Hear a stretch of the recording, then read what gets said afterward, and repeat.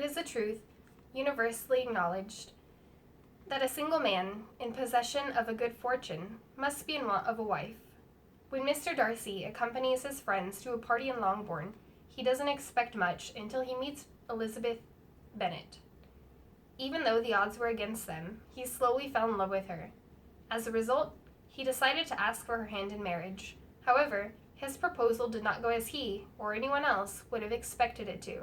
This is the movie adaptation of Pride and Prejudice by Jane Austen. Miss Elizabeth, I have struggled in vain, and I can bear it no longer. These past few months have been of torment. I came to Rosings for the single object of seeing you. I had to see you.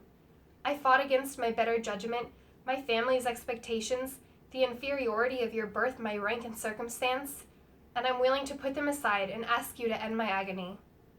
I don't understand. I love you. Most ardently.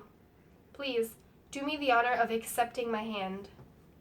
Sir, I appreciate the struggle you have been through, and I am very sorry to have caused you pain. Believe me, it was unconsciously done.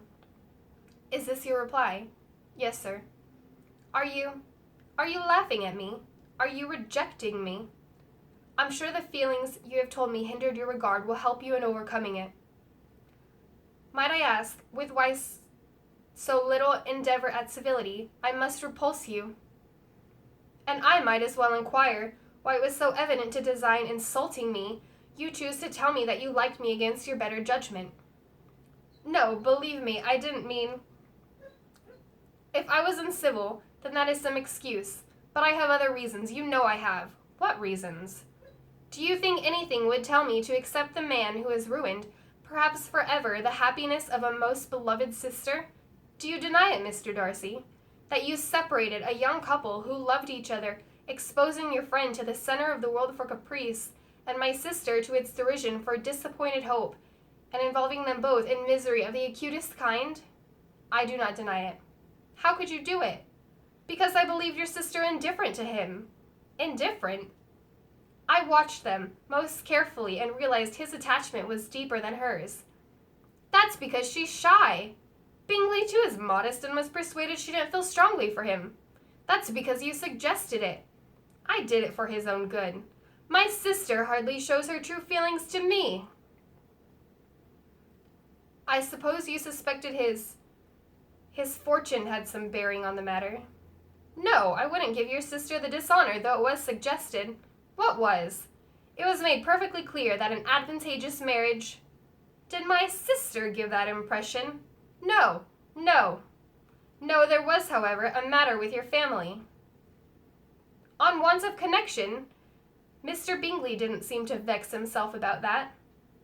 It was more than that. How so? It was the lack of propriety shown by your mother and your 3 younger sisters, even on the occasion your father. Forgive me. You and your sister I must exclude from this. And what about Mr. Wickham? Mr. Wickham? What excuse can you give for your behavior towards him? You take an eager interest in that gentleman.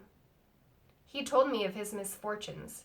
Oh yes, his misfortunes have been very great indeed. You ruined his chances, and yet you treat him with sarcasm. So this is your opinion of me. Thank you for explaining so fully. Perhaps these offenses might have been overlooked had not your pride been hurt by my honesty and in admitting scruples about our relationship. My pride? Could you expect me to rejoice in the inferiority of your circumstances? And those are the words of a gentleman. From the first moment I met you, your arrogance and conceit, your selfish disdain for the feelings of others, made me realize that you were the last man in the world I could ever be prevailed upon to marry. Forgive me, madam, for taking up so much of your time.